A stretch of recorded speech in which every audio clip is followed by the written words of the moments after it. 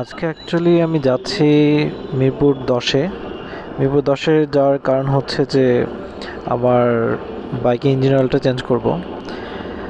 এই সময়টাতে বের হলাম, বুঝতেছি না যে রং ডে রং টাইমিং হলো কিনা, কারণ হুট করে বৃষ্টি শুরু হলো। কালকে পর্যন্ত বেশ রোদেলা দিন গেল, সকাল থেকেও মোটামুটি রোদ ছিল, কিন্তু হুট করে বৃষ্টি শুরু হলো, তারপর বৃষ্টি থামলো, আমি ওইভাবে বের হলাম। কিন্তু বের হওয়ার সাথে সাথে দেখা যাচ্ছে এখন বৃষ্টি পড়া স্টার্ট করছে। যা হোক, অনেকদিন ধরে ভাবতেছিলাম যে ইঞ্জিন অয়েলটা চেঞ্জ করব, কিন্তু সুযোগ হচ্ছিল না। লাস্ট মান্থে একটা ট্যুরও দেওয়া হলো, ট্যুরের আগে অ্যাকচুয়ালি ইঞ্জিন অয়েলটা চেঞ্জ করছিলাম। এর মাঝখানে চেঞ্জ করব বলে কোনোভাবেই আসলে সময় করে উঠতে পারতেছিলাম না। তো আজকে যাই। আর আমার বাইকে ইঞ্জিন অয়েল চেঞ্জ করার আবার একটা ঝামেলা আছে, সেটা হচ্ছে যে আমার বাইক ইঞ্জিন অয়েল দরকার পড়ে 1200 ml। এখন মোস্ট অফ দ্য পপুলার বাইকসগুলোতে আসলে 1 লিটার ইঞ্জিন অয়েল দরকার হয়, এবং সেই অনুযায়ী বিভিন্ন ভালো ভালো ব্র্যান্ডের ইঞ্জিন অয়েলগুলোও 1 লিটারের বোতলই থাকে। বাট আমার তো এখন এটা একটা প্যারা যে আমার আসলে দুইটা কিনতে হয়। দুইটা কেনার পরে তারপর যেটা করতে হয় যে একটা থেকে 1 লিটার পুরোটা দিই, আরটা থেকে 200 ml দিই। পরে আবার ওই যেটা ভাঙা ভাঙা করে ইউজ করতেছি ওটা সাথে রাখতে হয়, প্রত্যেকবার সাথে এনে এনে দেখাতে হয়, দিতে হয় আর কি। তো এবার আমি আজকে ব্যাগে নিয়েছি হচ্ছে যেটা আমার আই থিঙ্ক ওই বোতল অলরেডি 400 ml এর মতো না এখনও আছে। সো ওটা নিলাম, আরেকটা হচ্ছে 10 থেকে কিনে দিব। আর হ্যাঁ, গতকালকে হচ্ছে রাস্তা বেশ ফাঁকা ছিল, আজকেও মোটামুটি ফাঁকা দেখলাম। সামনে আই থিঙ্ক জ্যাম আছে, না আই থিঙ্ক ওরকম স্টাক হওয়ার মতন জ্যাম নাই। তবে মিরপুরের রোডগুলোতে একটা ঝামেলা হচ্ছে, যে যদি সব কিছু স্টাক নাও হয়ে থাকে, তাহলে রাস্তা ফাঁকা থাকলে এই রিক্সা যেগুলো আছে ওরা হচ্ছে একদম মাঝখান পর্যন্ত চলে আসে, এই যে যেমন মাঝখান দিয়ে চালাচ্ছে। তো স্টিল আসলে মিরপুর রাস্তাতে চালানো ঝামেলাই।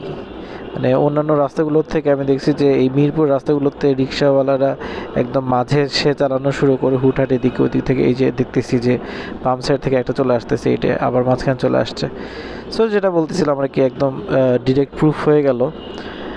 যা হোক, রাস্তা আই থিঙ্ক অনেকখানি ফাঁকাই পেয়ে গেছি, আমি বাম দিয়ে সামনে ঢুকে যাব। সো এই পর্যন্ত যেহেতু চলে আসতে পারছি,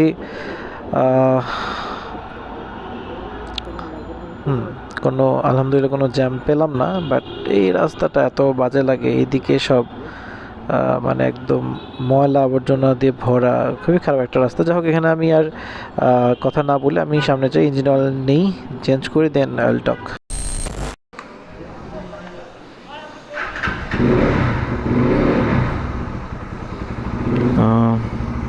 আমার কাজ শেষ, কিন্তু কাজ শেষ করার পরে মোটামুটি আমার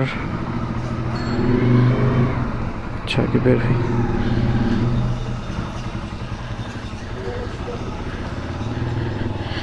কাজ শেষ করার পরেও আমার প্রায় 35 মিনিটের মতন বসে থাকা লাগলো, কারণ ধুমায় বৃষ্টি আসছিল।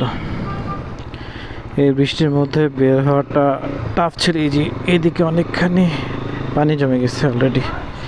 এখনও বৃষ্টি ভালোই হচ্ছে, কিন্তু এখন যদি আমি বের না হই তাহলে আমি জানি না কখন বের হতে পারবো।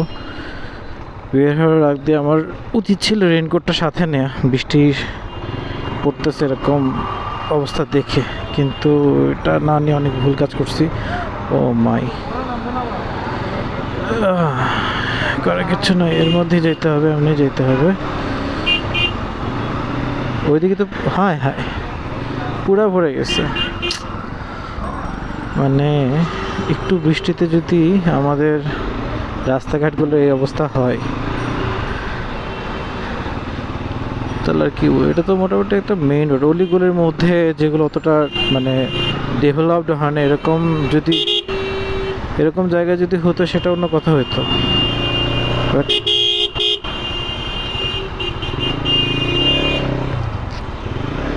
পিছনে হর্ন দিতেই আছে, ভাই কারে সাইড দিতে বলতেছে। যা হোক, যেটা বলতেছিলাম যে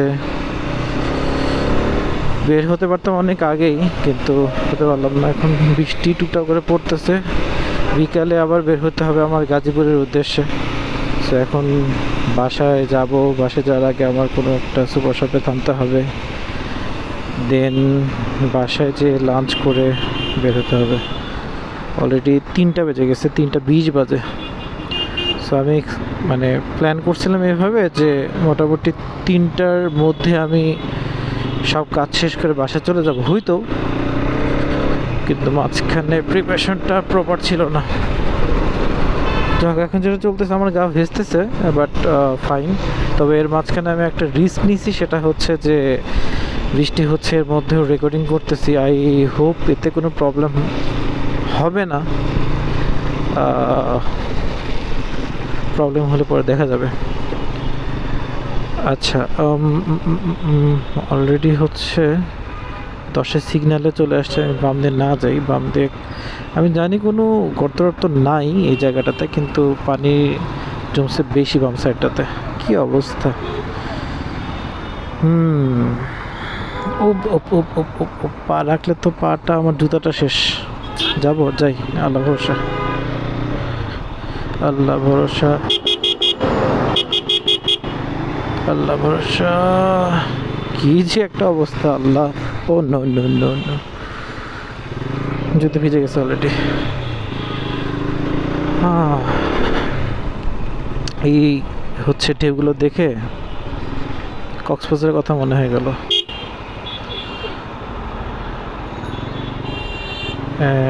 আচ্ছা, পানি দিয়ে কিরা সবাই মাঝখান থেকে হাঁটতেছে নাকি, বুঝলাম না কাহিনী কি।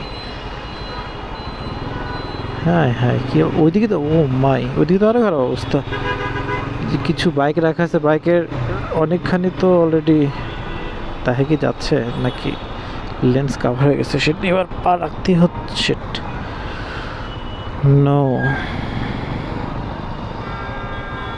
ঢুকছে, পানি ঢুকে গেছে জুতার মধ্যে, আর কি করা।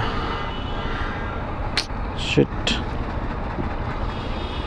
আচ্ছা, একটু ওয়েট করি, সিগন্যাল ছাড়া বলতে ওই পাশে যে, তারপর আবার অন করতেছি।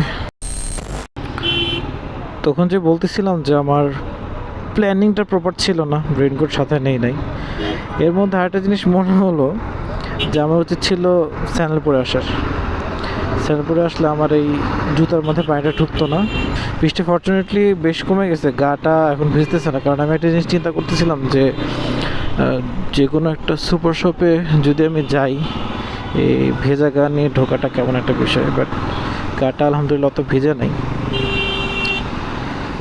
পানি জমছে, খুবই খারাপ অবস্থা দেখতেছি। মানে আমি হচ্ছে মিরপুরে মুভ করছি প্রায় 2 বছর হচ্ছে। তো আগে থেকে, আমার মুভ করার আগে থেকে সবসময় শুনতাম যে মিরপুর মানেই হচ্ছে এরকম বৃষ্টিতে জমে যাওয়া অবস্থায় এসেই, সবসময় শুনে আসছি। কিন্তু যেটা বিষয় সেটা হচ্ছে যে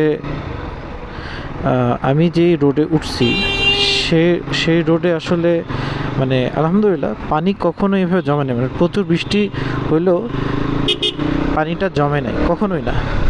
আর অতিরিক্ত যখন বৃষ্টি হয়েছে, আমার আসলে এই রুটে আসা পড়ে নাই।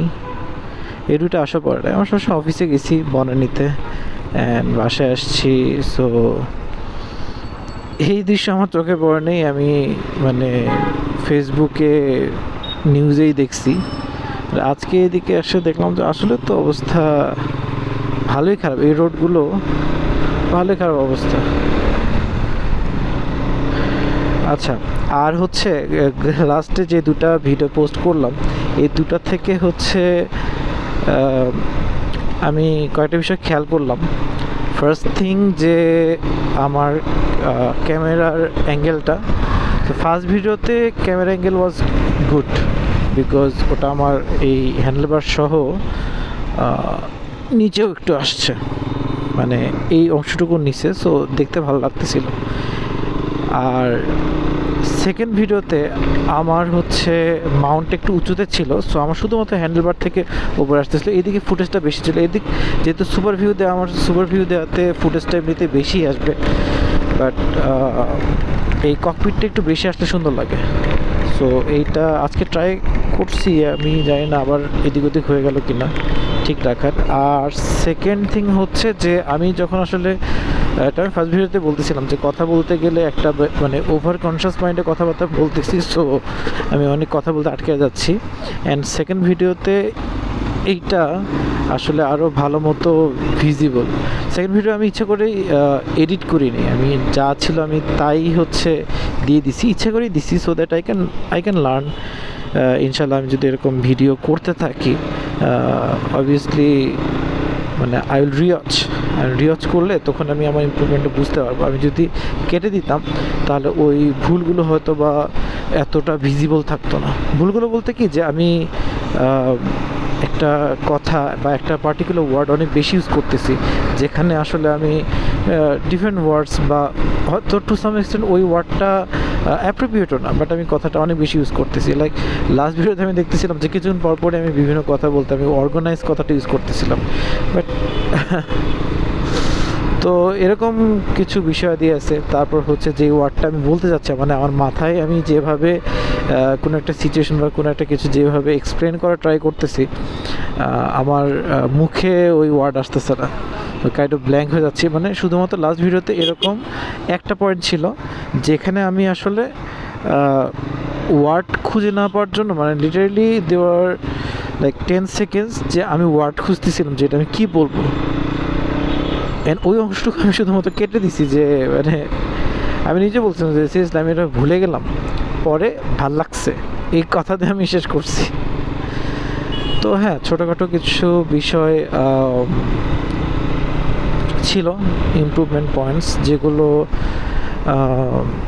ক্যামেরার মাউন্টের বিষয়টা তো হচ্ছে ওটা সময় সাপেক্ষ বিষয় কিছু না, ওটা মানে আমি জাস্ট এই ভিডিওতে ট্রাই করবো ফিক্স করে ফেলার, ওভাবে আমি মাউন্ট করছি। এখন পরবর্তীতে চেঞ্জ না হলেই হলো। আর কথাবার্তা জিনিসটা আই নো দ্যাট আমি এই ইমিডিয়েটলি এটা ফিক্স করতে পারবো না, এটা মেবি কথা বলতে বলতে অভ্যাস হতে হতে হয়ে যাবে।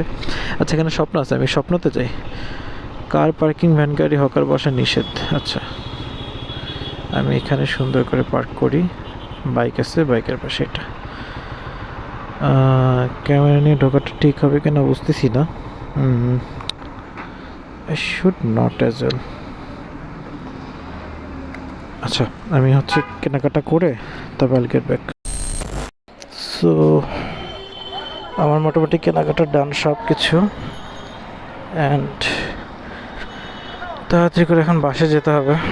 বাসে যেতে বেশিক্ষণ সময় লাগার কথা না, আবার বলা যায় না।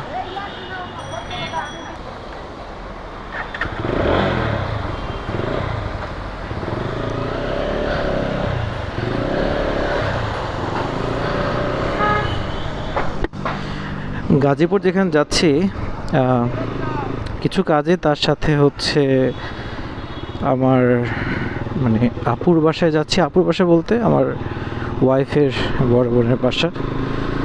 তো ওই বাসায় দুইটা পিচ্চি আছে, সো কিউট দুই পিচ্চি। তো একজন হচ্ছে 8 বছর আর একজনের 3 বছর। তো এই দুইজনের জন্য কিছু নিলাম, ওরা যা যা পছন্দ করে। আর ওদের জন্য আরও ভাবতেছিলাম যে রেগুলার জিনিস হয়তো চকলেটস, কেকস এগুলো ছাড়া আসলে কি পছন্দ করবে। তো বড়টার জন্য নিলাম হচ্ছে কালার পেন্সিল নিলাম, কালার পেন্সিল না মানে প্যাস্টেল কালার। অ্যান্ড ছোটোটার যেহেতু এখন বয়স 3 বছর, ও আস্তে আস্তে একটু ABCD শিখতেছে, তো কিছু ABCD ইংলিশ নাম্বারস অ্যান্ড লেটার্সের ম্যাগনেটিক কিছু ছোটো ছোটো জিনিসপাতি পাওয়া যায়, সো ওগুলো নিলাম। সো ওগুলো দিয়ে আস্তে আস্তে শিখতে পারবে।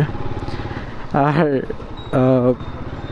যখন আমি স্টেশনারি সাইটটাতে গেলাম অ্যান্ড হচ্ছে আমি কালার পেন্সিল অ্যান্ড এত কিছু দেখতেছিলাম, আমি খুব মানে নস্টালজিক ফিল করতেছিলাম। কারণ ছোটোতে আমার এখনও বলতে গেলে এগুলোর প্রতি অনেক বেশি ইন্টারেস্ট আছে, ছোটোতে অবভিয়াসলি আরও বেশি ছিল।